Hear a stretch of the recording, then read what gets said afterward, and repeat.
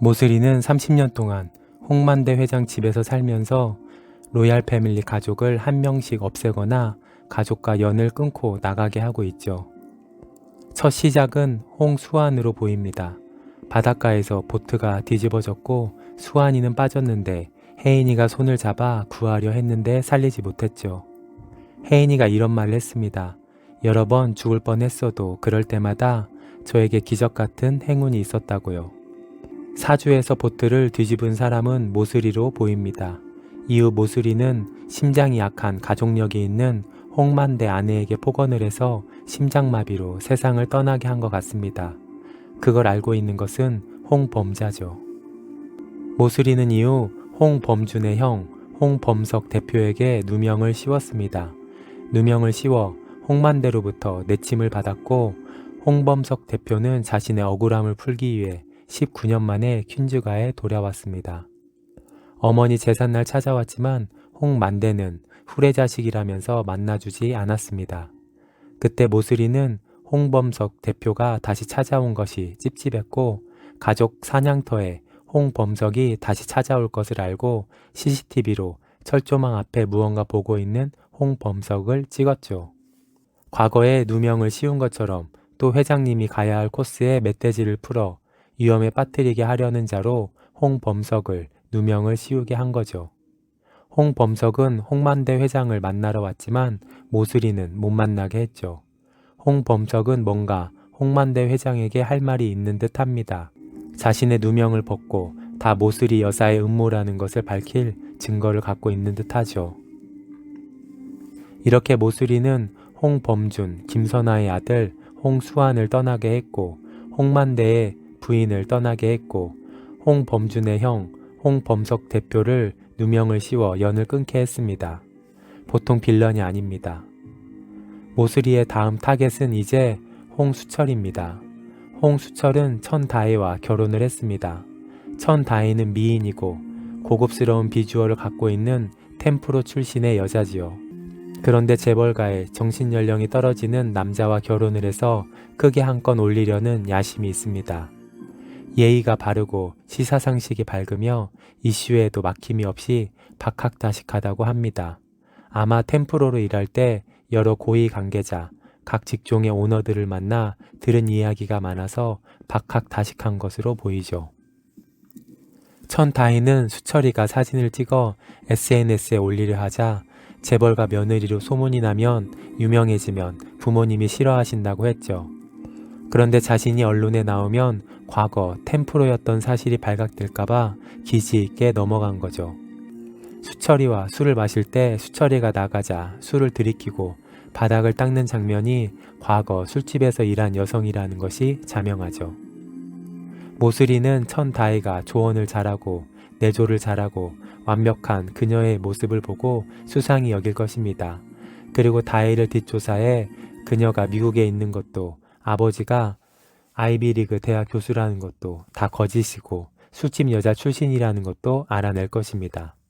그러면 홍수철은 아무리 엄마 김선아가 옆에서 도와주려고 해도 홍만대 회장의 눈 밖에 나서 후계 구도에서 완전히 밀려나게 되지요.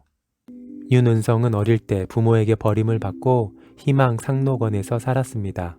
결핍이 많은 아이로 걔를 죽였고 결국 13세에 미국으로 입양 갔지만 대학 졸업 무렵 양 부모님이 돌아가셔서 이제 미국에도 한국에도 모두 부모님이 없죠. 모슬이는 자신의 아들 윤은성을 멀리서 보고 멀리서 지원하고 있었죠.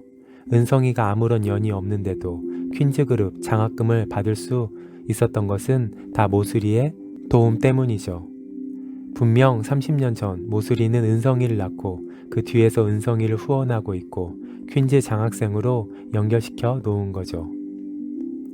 현우는 누군가 보안 철조망을 인위적으로 끊고 멧돼지를 넣은 사실을 알아냈죠.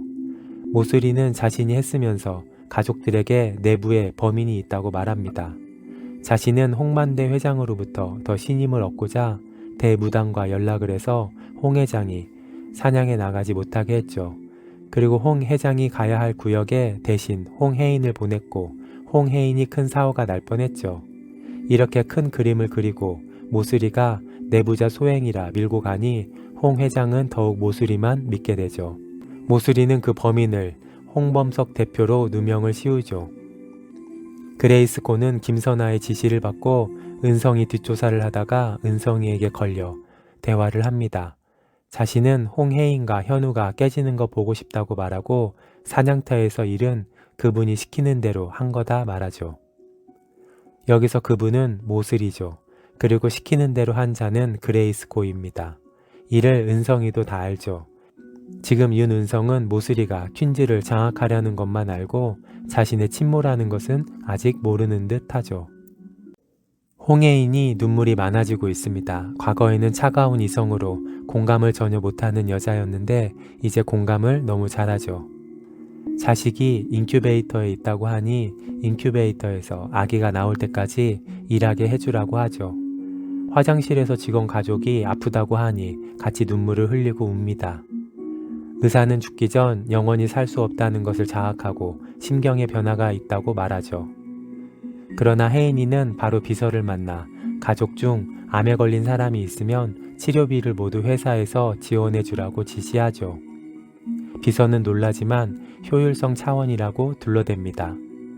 그런데 이제 혜인이는 세상을 떠나기 전까지 행복한 왕자처럼 자신의 모든 것을 다 주고 퍼주고 떠날 것입니다. 3년 전 혜인이와 현우는 독일 포츠담 상수시 궁전에 갔죠. 상수시는 프랑스어로 걱정이 없다는 뜻이라고 했죠. 그리고 행복한 왕자 이야기를 하죠. 혜인이는 행복한 왕자를 보고 느낀 게 집 나가면 개 고생이다였죠. 괜히 밖에 나갔다가 보석이며 눈알이며 다 주고 또 주고. 그래도 현우는 그렇게 다 주니 행복한 왕자라고 말합니다.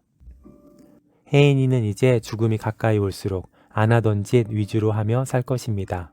집 나가면 개 고생이라는 거 알면서 퀸즈가를 떠나 용두리에서 살아볼 것 같습니다. 그리고 자신이 가진 돈과 지분, 부동산 모두 행복한 왕자처럼 다 퍼줄 것입니다. 그러나 행복한 왕자처럼 살지만 행복한 왕자처럼 죽지는 않을 것입니다.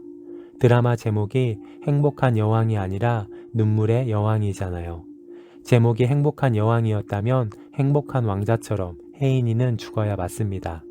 그러나 제목이 눈물의 여왕이죠. 긍휼과 공감으로 눈물을 많이 흘리지만 기적과 같은 행운이 혜인이에게 찾아와 병이 치료될 것입니다.